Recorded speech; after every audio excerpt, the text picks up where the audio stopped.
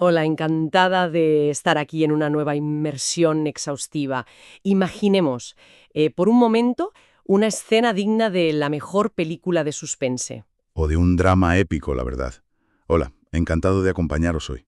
Exacto, un drama de los grandes. Hay una separación de 20 años, 2 décadas enteras marcadas por un rencor profundo, un rencor corrosivo por una herencia robada mediante engaños. Ujú.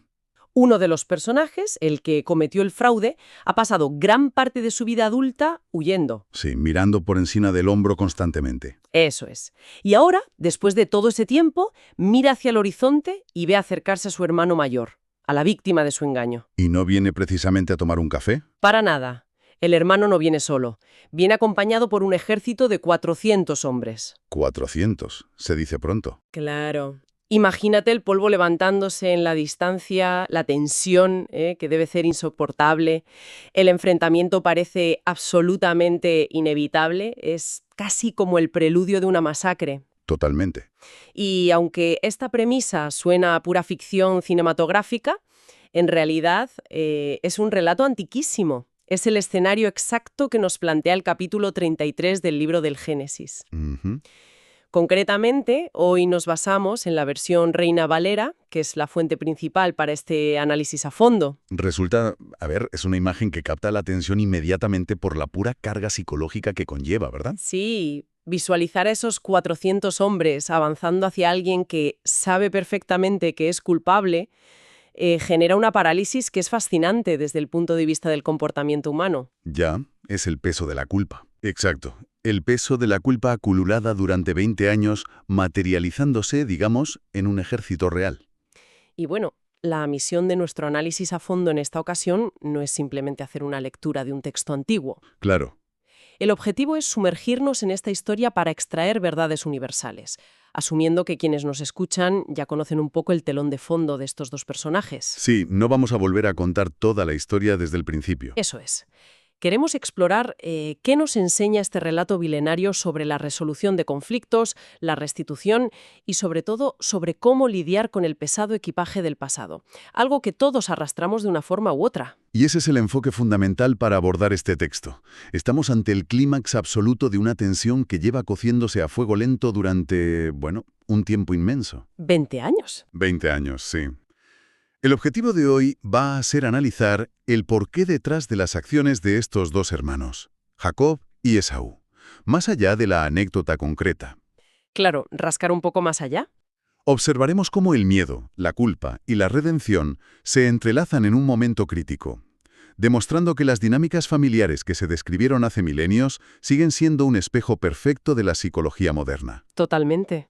y de nuestras propias reacciones ante un conflicto inminente. Vale, vamos a desgranar esto, empezando por el arranque de la historia, que es pura estrategia, impulsada por el pánico. Pánico puro y duro. Jacob ve a Esaú acercándose con esos 400 hombres y toma una decisión defensiva inmediata. Divide a toda su familia. Ujú. Y no lo hace de manera equitativa. Para nada. Pone a las siervas y a sus hijos en la línea del frente, o sea, en la zona de mayor exposición. Sí. Luego coloca a su esposa Lea y a sus hijos en el medio.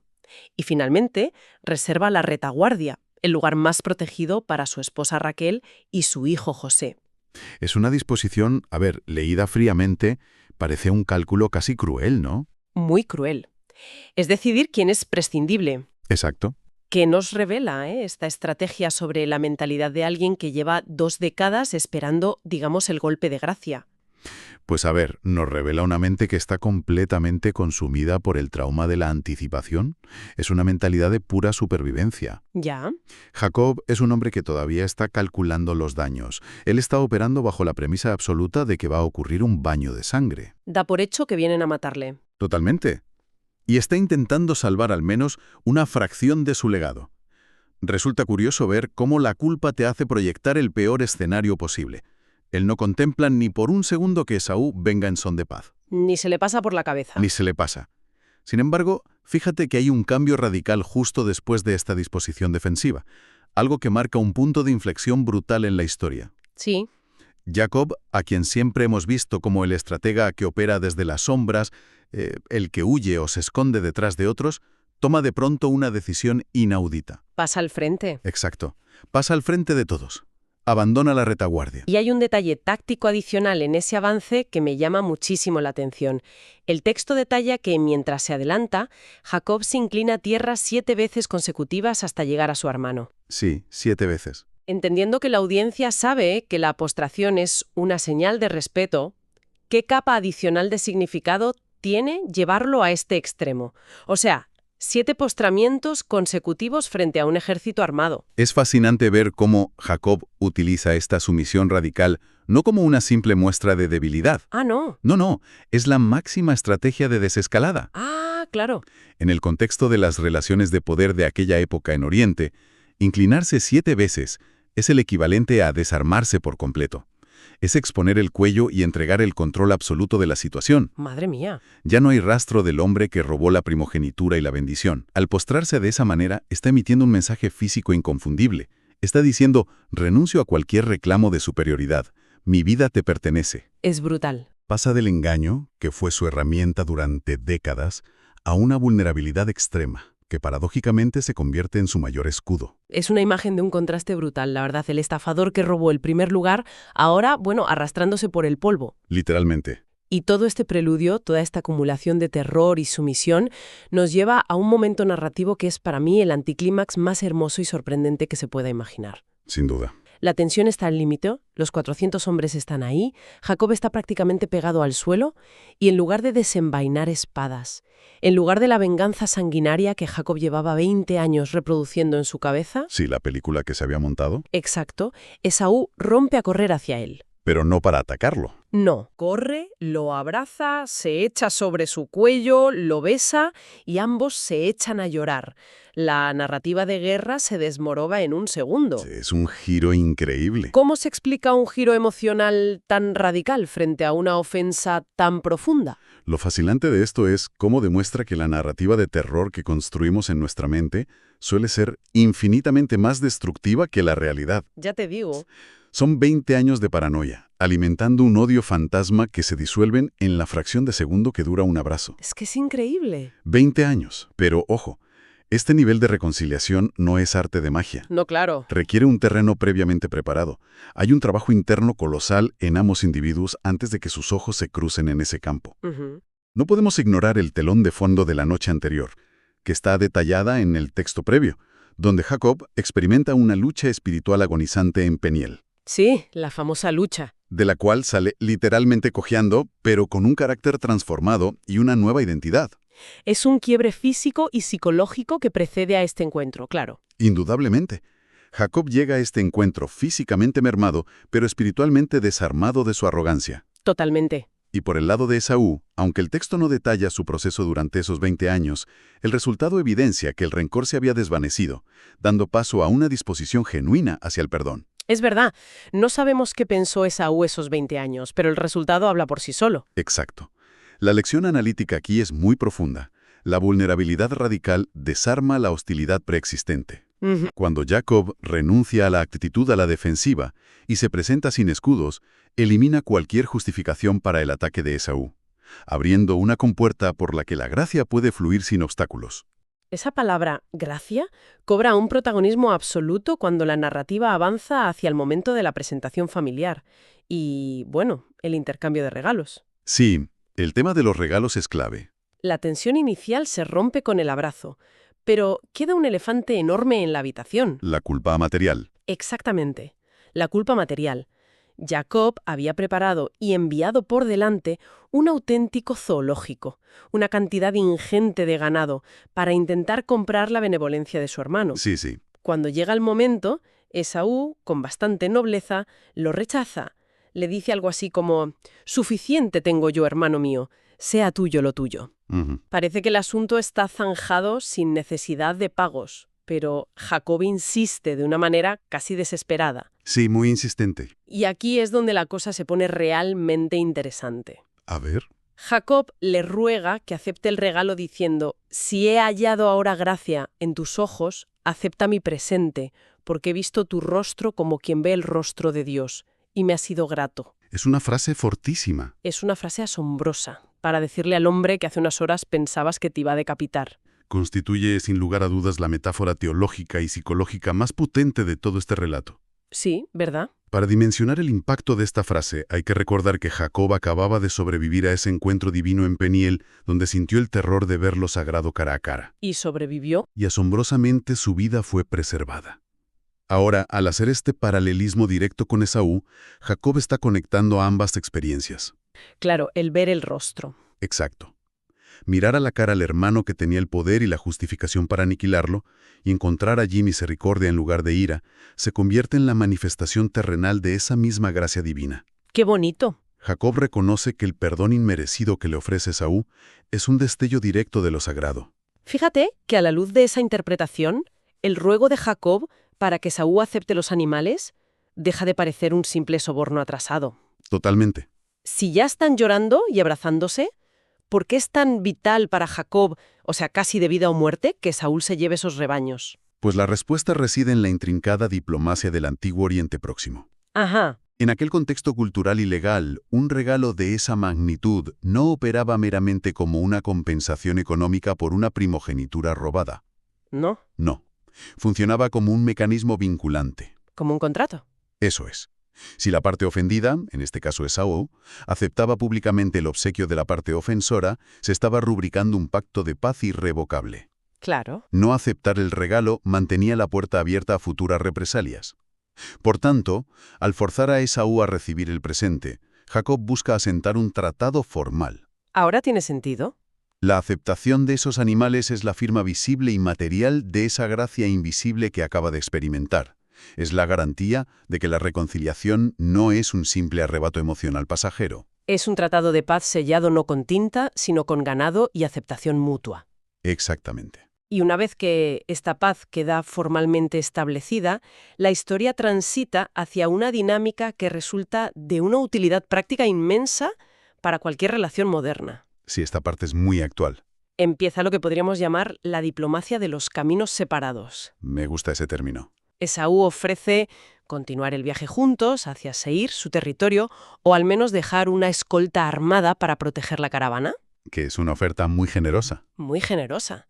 Pero Jacob, de nuevo, despliega una habilidad diplomática exquisita.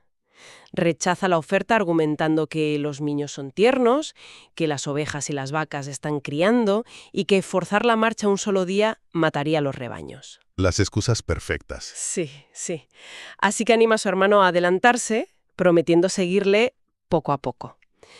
Pero el texto revela un giro fascinante. A ver. Esaú toma rumbo a Seir, mientras que Jacob se desvía en una dirección completamente distinta, hacia un lugar llamado Sucot, donde construye refugios para su gente y su ganado. Ujú. ¿Es esto un último vestigio de desconfianza o una estrategia deliberada de separación? Si conectamos esto con el panorama general de la psicología de los conflictos, encontramos una lección fundamental sobre los límites saludables. Límites tan importantes hoy en día. Completamente.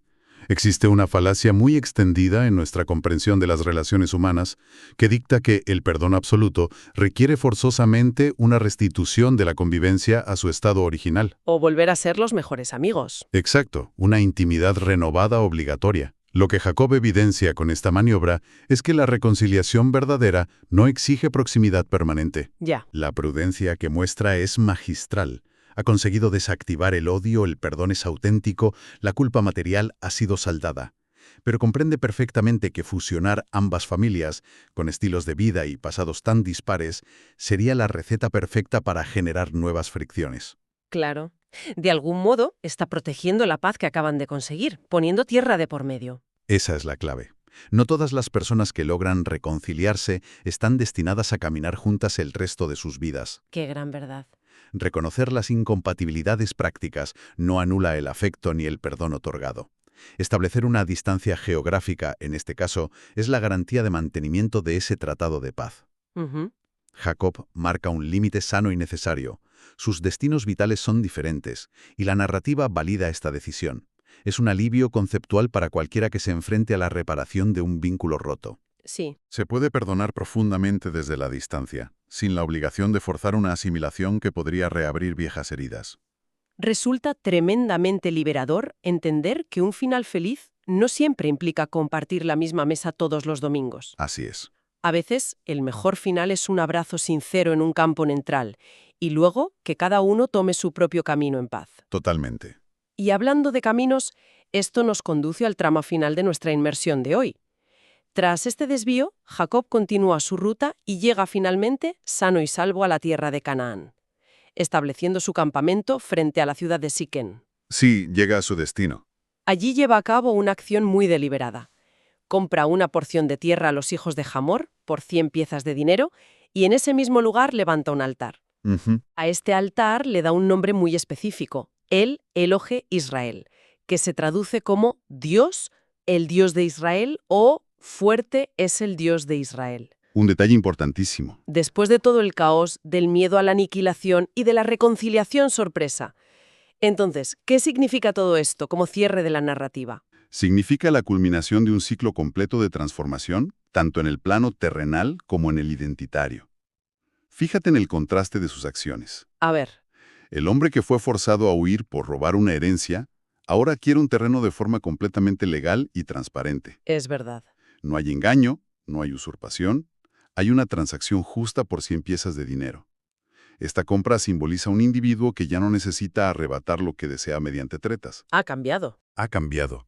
Ahora actúa como un peregrino con derecho legítimo, confiando en establecerse de manera pacífica y honorable en el territorio que se le había prometido. Ha dejado de ser el fugitivo perpetuo. La evolución del personaje es total, la verdad. Pasa de estafador a ciudadano legítimo. Totalmente. Y el detalle de nombrar el altar Elohei Israel, utilizando por primera vez el nuevo nombre que recibió en Peniel, parece la confirmación definitiva de esa metamorfosis, ¿no? Representa una transición espiritual que cierra magistralmente el arco del personaje. Durante gran parte de su vida, la estructura de creencias de Jacob se basaba en la herencia. Sí. Hablaba del Dios de su abuelo Abraham o del Dios de su padre Isaac. Era una fe prestada, ajena. De otros. Exacto. Al erigir este altar con su propio nombre, Israel, está haciendo una declaración pública e íntima de que ha internalizado esa relación. Qué interesante. La promesa que recibió cuando huía aterrorizado, la de ser protegido y devuelto a su tierra en paz, se ha materializado. La brillanteza de este cierre narrativo radica en mostrar cómo la resolución de la fractura humana, ese abrazo polvoriento con Esaú y la consolidación de su propia paz interna, corren en paralelo y se resuelven de forma simultánea. Es un cierre redondo para un conflicto que tenía todas las papeletas para terminar en una tragedia absoluta. Sin duda. Si hacemos una síntesis rápida de este viaje monumental, queda claro que este texto es mucho más que un registro histórico, es un manual intensivo sobre el comportamiento humano frente a la crisis. Desde luego. Hemos diseccionado cómo la vulnerabilidad táctica y la humildad radical tienen una capacidad asombrosa para desarmar hostilidades que parecen inquebrantables. Sí. Hemos analizado el peso psicológico aplastante de la culpa prolongada y cómo, a menudo, los escenarios catastróficos que imaginamos superan con creces la realidad. Eso nos pasa a todos. Sí.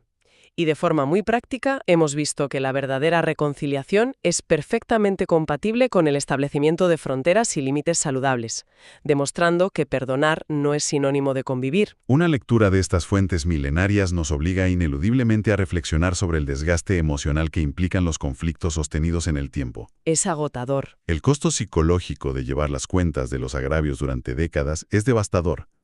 El relato, más allá de su contexto antiguo, opera hoy como un espejo incisivo para nosotros. Nos interpela directamente sobre el valor de dar el primer paso hacia el desarme personal en nuestras propias disputas.